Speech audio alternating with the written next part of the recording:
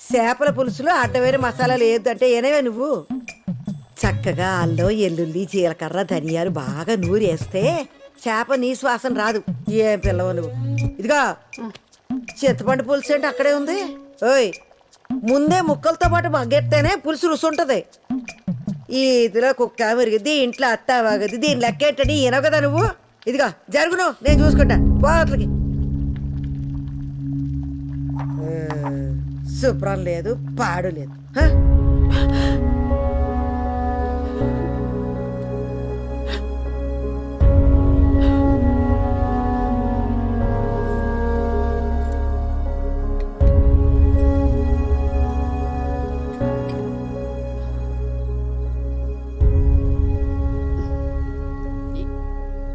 ఏమండి అత్తయ్య గారు, ఒక్క నిమిషం. ఆ అమ్మకి ఈ ఏటీఎం కార్డు వచ్చింది,